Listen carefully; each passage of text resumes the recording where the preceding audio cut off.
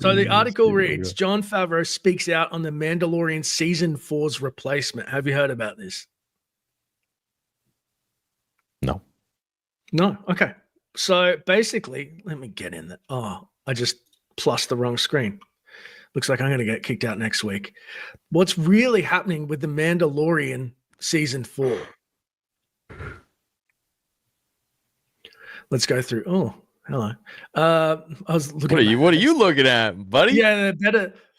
So Kathleen Kennedy praised Favreau and Filoni's work, saying, Jon Favreau, if you got an IQ above 140, we can't just glaze over that. That's hilarious. Let's have a look.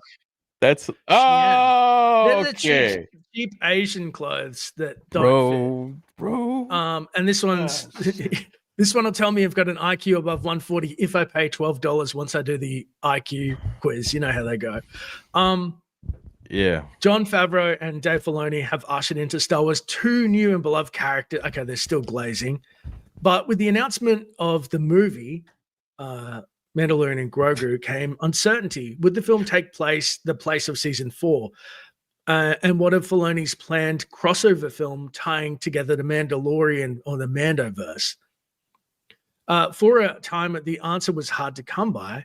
But in 2024, they said, instead of a 4th season, Disney decided to pivot The Mandalorian to launch its first Star Wars feature film since The Rise of Skywalker, the outlet reported, which we know that it's taken over the Season 4. Cool. But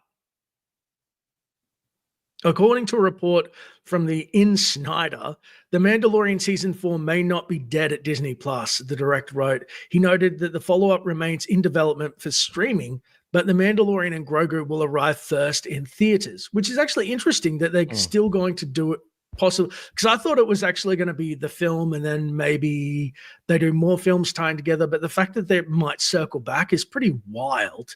Like, who does season movie in the theaters season? That's interesting. Yeah. Yeah, I don't really know what happened there. I think someone came in and they had, too many cooks in the kitchen with Season 3. I don't think it was John's idea to do half of that shit. And if it was, I mean, geez, like, what a way to switch up from your trajectory of Season 1 and Season 2. That's insane. Like, what? What? No. It makes no sense. Like, logically, it makes no sense. It logically, it doesn't make any sense to go from Season 1 and 2, the way he had it, the way he shot it, the way he structured it, the dialogue, the characters, to then just switch into some lazy garbage of Season 3 with these just no focus anywhere on really anything. It's just you jump into different characters and this and that.